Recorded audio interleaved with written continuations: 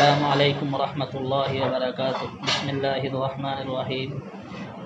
دوستو، میں آج قربانی کے سلسلہ میں حضرت ابراہیم اور حضرت اسماعیل علیہم السلام کا جو واقعہ قرآن کی آیات میں موجود ہے، میں ان کو آیات کی روشنی میں پیش کروں گا، اور ساتھ ہی ساتھ جو خلاصہ کلام ہے میں اس کو پیش کرنے کی کوشش کروں گا۔ میں ویڈیو شروع کرنے سے پہلے میرے ان مخلص ساتھیوں اور دوستوں کا شکر گزار ہو جنہوں نے میری پچھلی ویڈیو میں دو جگہ میں میری طرف سے انجانے میں غلطی ہو گئی ہے۔ ایک یہ ہے کہ یہاں انبیاء علیہ السلام کے نام لینے کے بعد سلام نہیں آتا بلکہ لفظ سلام آتا ہے، یعنی بفتح اللام۔ اور دوسری جگہ یہ ہے کہ قربانی کے جو دن ہے وہ 3 دن ہے، وہ ہے 10، 11، 12، نہ کہ 13 تاریخ۔ تو شروع کرتے ہیں۔ تو اللہ فرماتے ہیں کہ وقال انی ذاہب الی ربی سیہدین۔ حضرت ابراہیم علیہ السلام اس میں ارشاد فرماتے ہیں کہ میں اپنے رب کی طرف جا رہا ہوں، میرا رب ہی مجھے رہنمائی کریں گے۔ یہ آیات اس وقت کی ہے جب حضرت ابراہیم علیہ السلام اپنی قوم سے مایوس ہو گئے اور اپنے بھانجے حضرت لوط علیہ السلام کے علاوہ اس پر کوئی ایمان لانے والا نہیں تھا، تو اپنی پہلی بیوی یعنی حضرت سارہ اور اپنے بھانجے کو لے کر عراق کے مختلف حصوں سے ہوتے ہوئے بالآخر شام تشریف لے گئے تاکہ اللہ کی عبادت کو کھول کر، دل بھر کر، جی بھر کر انجام دے سکے۔ اور اس دوران حضرت ابراہیم علیہ السلام کی کوئی اولاد نہیں تھی، تو اللہ سے دعا کی، رب ہب لی من الصالحین، اللہ مجھے نیک اولاد نصیب فرما۔ تو اللہ کی طرف سے بشارت آئی کہ فبشرناہ بغلام حلیم، ہم نے اس کو خوشخبری دی کہ ہم ایک ایسے لڑکا کی خوشخبری دی جو عقل مند بھی ہے، حلیم المزاج بھی ہے، دانشور بھی ہے۔ اور یہ خواب، یہ بشارت پوری ہوئی حضرت اسماعیل علیہ السلام جو کہ حضرت ہاجرہ کے بطن سے پیدا ہوا۔ اب اگلی والی آیات میں اسی قربانی کے منظر کو بیان کیا گیا، قربانی کا واقعہ کو بیان کیا گیا کہ فلما بلغ معہ السعی قال یا بنی، جب حضرت اسماعیل علیہ السلام ابراہیم علیہ السلام کے ساتھ چلنے پھرنے کے قابل ہو گئے، روایت میں ہے کہ 13 سال کے جب عمر ہو گئی تو اس وقت حضرت ابراہیم علیہ السلام کو خواب میں یہ بتایا جاتا ہے، خواب یہ دیکھتا ہے کہ قال یا بنی انی اری فی المنام انی اذبحک فانظر ماذا تری، کہ اے میرے پیارے بیٹا، میں تو خواب میں دیکھ رہا ہوں کہ میں تمہیں ذبح کر رہا ہوں، فانظر ماذا تری، اس سلسلہ میں تمہاری کیا رائے ہے۔ روایتوں میں ہے کہ لگاتار 3 دن تک حضرت ابراہیم علیہ السلام کو یہ خواب دکھایا گیا، اور انبیاء کا جو خواب ہوتا ہے وہ وحی کے حکم میں ہوتا ہے، اس لیے حضرت ابراہیم علیہ السلام نے اس کو اللہ کا حکم سمجھ کر انجام دینے کا پختہ ارادہ اپنی طرف سے کر لیا۔ پھر چونکہ اصل ذبح کرنا وہ تو کسی اور ہے، وہ ہے حضرت اسماعیل، لہذا اس سے بھی مشورہ لیا اور اس کو بھی اطلاع دینا مناسب سمجھا۔ تو یہی آیات ہے جس میں فرمایا گیا کہ فانظر ماذا تری، کہ اس سلسلہ میں تمہاری کیا رائے ہے، تاکہ مخاطب پر بوجھ نہ بنے، وہ بھی پہلے سے اس کام کے لیے تیار ہو جائے، یا ان کا کوئی اور مقصد ہو یا کوئی بھی بات ان کی طرف سے آ جائے کھل کر کے۔ تو بیٹا کا کمال دیکھیے، بیٹا بھی کس قدر ذہین اور فطین ہے۔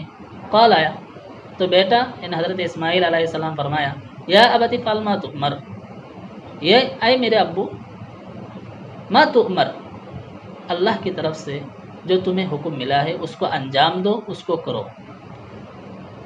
اب بیٹا کس قدر ذہین ہے کہ فوراً اس خواب کو سن کر سمجھ لیا کہ انبیاء کا جو خواب ہوتا ہے وہ وحی کے حکم میں ہوتا ہے، لہٰذا یہ حکم اللہ ہی کی طرف سے ہے، لہٰذا اللہ کے حکم کے لیے ہمیں سر جھکانا چاہیے اور اپنے جذبات کو قربان کرنا چاہیے۔ تو ما تؤمر، اللہ کی طرف سے جو حکم ملا ہے اس کو انجام دیں۔ ستجدنی انشاءاللہ من الصابرین، پھر یہ بھی کہہ رہا ہے اس کے اندر حضرت اسماعیل علیہ السلام کی جو تواضع اور انکساری ہے وہ ظاہر ہوتی ہے، وہ اس طرح کہ سارے معاملہ کو اللہ کا حوالہ کر دیا انشاءاللہ کہہ کر، تاکہ ریاکاری کی کوئی بو بھی موجود نہ رہے۔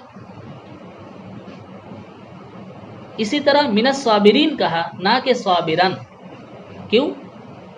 اس سے حضرت اسماعیل علیہ السلام کی کمال اطاعت اور کمال تواضع و انکساری اس سے بھی ظاہر ہوتی ہے کہ یہ اپنے ابو سے کیا کہہ رہے ہیں کہ آپ مجھے انشاءاللہ صبر کرنے والوں میں سے پائیں گے، نہ کہ میں ہی صرف صبر کرنے والا، یعنی صابرن کہتا تو کیا ہوتا کہ صرف میں ہی صبر کرنے والا ہوں، اس طرح سمجھ میں آتا۔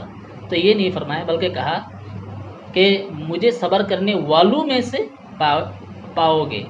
کیا مطلب کہ یہ صبر و تحمل کا جو کمال ہے یہ صرف میرے اندر ہی نہیں ہے، بلکہ مجھ سے پہلے ہزاروں لوگ اللہ کے راستہ میں صبر و تحمل کا مظاہرہ کر چکا ہے، اور میں انہی میں شامل ہونا چاہتا ہوں، یا میں اللہ سے دعا کرتا ہوں ان میں مجھے شامل کر دے۔ یہ ہے ان کی تواضع و انکساری۔ آگے دیکھیے، فلما اسلما، جب باپ بیٹے دونوں نے اللہ کے حکم کے سامنے جھک گئے۔ اسلمہ یہ اسلام قبول کرنے کے معنی میں نہیں ہے، بلکہ مطیع ہونے اور فرما بردار ہونے کے معنی میں ہے۔ تو اللہ کے حکم کو جب سمجھ لیا، جان لیا، اس کے حکم کیا ہے کہ باپ کا ذبح کرنا، بیٹے کا ذبح ہو جانا، تو وَتَلَّهُ لِلْجَبِينِ، تو اس کو پیشانی کے بل کروٹ پر لٹا لیا۔ روایتوں میں ہے کہ پہلے سیدھا لٹایا تھا، لیکن چھری چلا رہا ہے اور چھری کاٹ نہیں رہا ہے، تو اس وقت حضرت ابراہیم علیہ السلام کو بیٹے نے یہ کہا، حضرت اسماعیل علیہ السلام نے کہ اے میرے ابو، یہ 4 باتیں ذکر کیے تفسیری روایت میں آتے ہیں۔ ایک یہ ہے کہ مجھے اس طرح اچھی طرح باندھ دو تاکہ میں تڑپ نہ سکوں۔ دوسری بات کہ تم اپنا کپڑا مجھ سے الگ رکھو، دور رکھو، تاکہ کوئی خون کی چھینٹیں تمہارے کپڑے میں نہ لگ سکے۔ تیسری بات، چھری کو تیز کر لو تاکہ کاٹنے میں دیر نہ ہو، جلدی کٹ جائے۔ چوتھی بات، آخر میں جب شہید ہو جاؤ، اللہ کے راستہ میں قربان ہو جاؤ، تو میری طرف سے اپنی امی کو سلام کہنا تاکہ ان کو تسلی ہو۔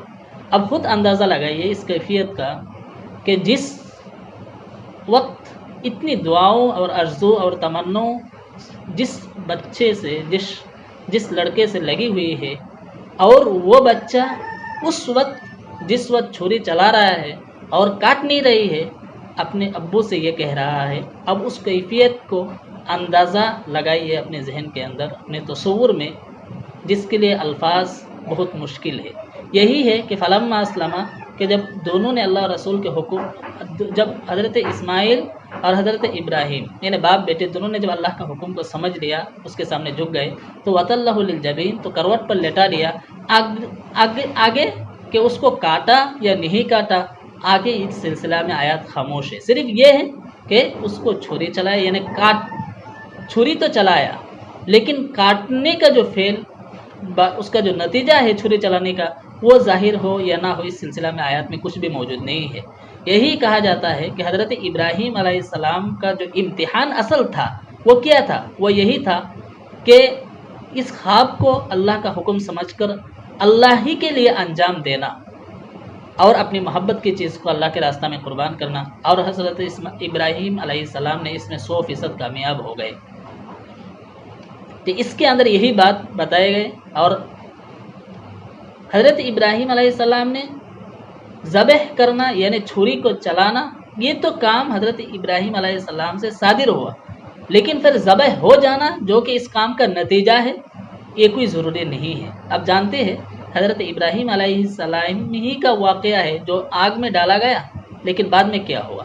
وہ آگ جس کی خاصیت اور حقیقت یہ ہے کہ وہ کسی کو جلا کر راکھ کر دیتی ہے، لیکن ایسا نہیں ہوا، بلکہ وہ باغ بن گئے، سلامتی کا گھر بن گئے۔ تو یہ خاصیت کا ظاہر ہونا ہر جگہ میں یہ کوئی ضروری نہیں ہے۔ اسی طرح اس میں چھری تو چلایا گیا، لیکن نہ کٹنا، اس کا نتیجہ ظاہر نہ ہونا، یہ اس کے اختیار میں نہیں ہے۔ تو اس کا ثواب تو حضرت ابراہیم علیہ السلام کو مکمل مل چکا ہے۔ اب آگے دیکھتے ہیں، یہ کیفیت دیکھ کر چونکہ وہ امتحان میں کامیاب ہو گیا تو وَنَادَيْنَاهُ يَا ابراہیم، اللہ کی طرف سے یہ آواز آئی غیب سے کہ اے ابراہیم، ہم نے آواز دی، اللہ کہہ رہے ہیں ہم نے آواز دی اے ابراہیم قد صدقت الرؤیا انا كذلك نجزي المحسنین، کہ تم نے اپنے خواب کو تو سچ کر دکھایا، یعنی خواب میں جو حکم تھا قربانی کرنے کا اس کو تم نے سچ کر دکھایا پختہ ارادہ کے ساتھ۔ انا كذلك نجزي المحسنین، ہم ایسے ہی اچھے کام کرنے والوں کو بدلہ دیتے ہیں۔ ان هذا لهو البلاء المبین، یقیناً یہ ایک بہت بڑی آزمائش تھی جس کے اندر تم کامیاب ہوئے۔ وفدیناہ بذبح عظیم، پھر اللہ کہہ رہے ہیں ہم نے بیٹے کے بدلے میں ایک بڑا سا دمبا حضرت ابراہیم کو دیا، یعنی یہ آواز سن کر ونادیناہ ایا ابراہیم، یہ آواز سن کر حضرت ابراہیم علیہ السلام نے اس سے، یعنی جب چھری چلا رہا تھا اس کیفیت سے اپنے چہرہ کو اوپر اٹھا لیا اور اٹھا کر دیکھ رہے تو حضرت جبرائیل علیہ السلام ایک دمبا لے کر کھڑا تھا، اس دمبا کو لایا اور اس کے ذبح کیا۔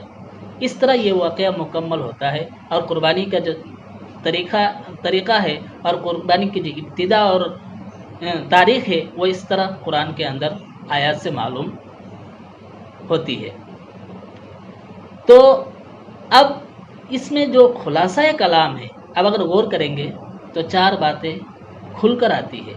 ایسے ہی تو بہت سے حکمتیں ہیں جس کو ہمیں معلوم نہیں ہے، لیکن جو ظاہری طور پر معلوم ہوتی ہے وہ بہت سے چیزوں میں سے 4 حکمتیں اور جو مواد ہے میں وہ بتانا چاہتا ہوں۔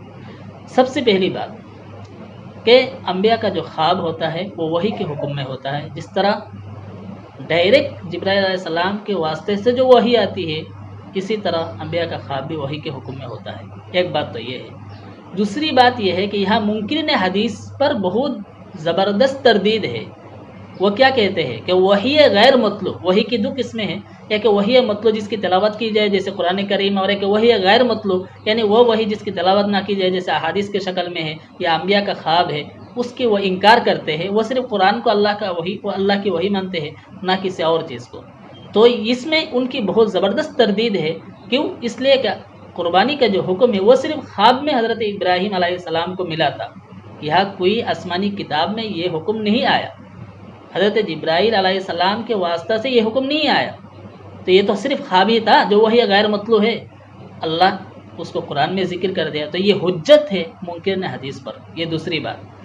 تیسری بات میں آیات کی روشنی میں کہہ دوں کہ وما كان للمؤمن ولا مؤمنة اذا قضى الله ورسوله امرا ان يكون لهم الخيار، کہ اللہ اور رسول کا جب حکم آ جائے تو ہمیں چاہیے کہ ہم اس کے آگے سر جھکائے اور اس کو تسلیم کر لے، اس کو مان لے، بغیر کسی قیل و قال کے ہمیں اس حکم کو انجام دینا چاہیے، عمل کرنا چاہیے، جیسے کہ یہاں باپ نے بیٹے کے ساتھ جو اللہ کے حکم کا مظاہرہ کیا ہے۔ اور چوتھی بات کیا ہے؟ چوتھی بات اس میں یہ ہے کہ اللہ کے راستہ میں اپنی وسعت کے مطابق محبت کی چیزوں کو پیش کرنا چاہیے، قربانی کرنا چاہیے، جیسے قرآن میں ہے لن تنالوا البر حتى تنفقوا مما تحبون، کہ تم اپنی محبت کو چیزوں کو جب تک خرچ نہیں کرو گے تو تم نیکی حاصل نہیں کر پاؤ گے۔ تو یہ کرنا چاہیے، بخالتی سے کام نہیں لینا چاہیے۔ بخل ایک بری صفت ہے۔ اللہ ہمیں ان آیاتوں کو اچھی طرح سمجھنے اور اس پر عمل کرنے کی توفیق فرمائے۔ وآخر دعوانا الحمدللہ رب العالمین۔